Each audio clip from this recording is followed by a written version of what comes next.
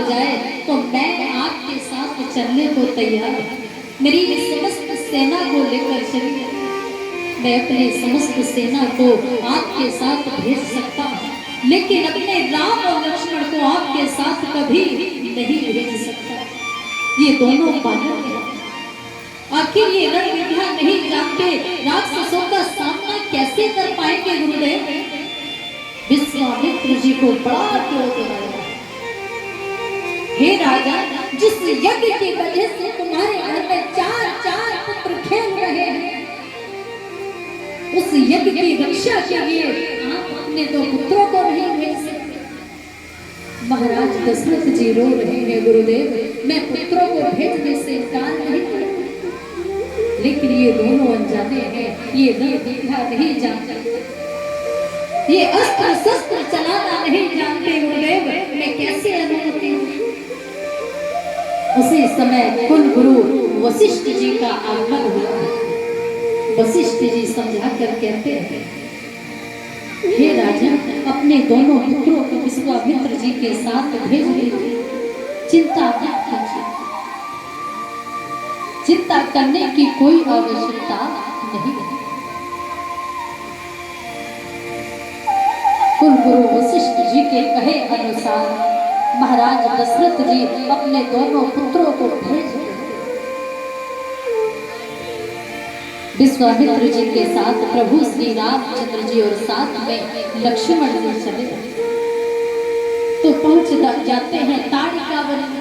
जाते ही जाते प्रभु श्री रामचंद्र जी ने ताड़िका नाम की राक्षसी का वध किया।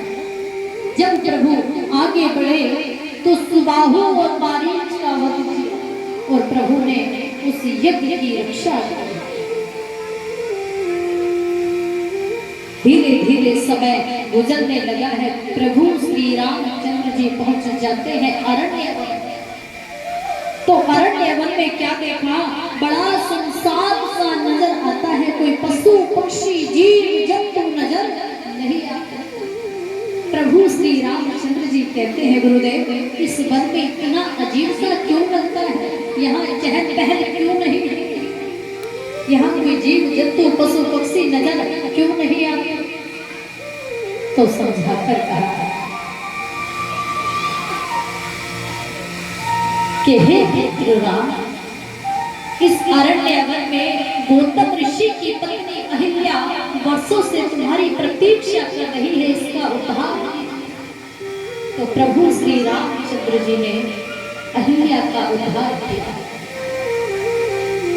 विश्वामित्र जी के साथ प्रभु श्री रामचंद्र जी पहुंच जाते हैं जनकपुर। उधर जनक नंदनी सीता जी के स्वयंवर की तैयारियां।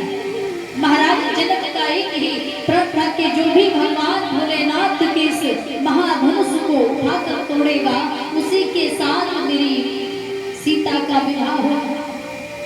तो देश विदेश से सभी राजा महाराजाओं का आगमन हुआ, लेकिन धनुष को कोई तोड़ना तो दूर की बात रही, कोई छू तक नहीं सका, उसे हिला तक नहीं सका।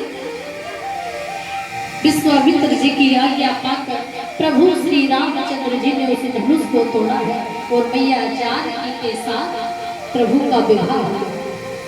और देखिए भक्तों, ये जो राम कथा है वैसे तो 9 दिन की होती है, लेकिन श्रीमद् भागवत महापुराण में बड़े ही सूक्ष्म रूप में राम कथा लिखी हुई है।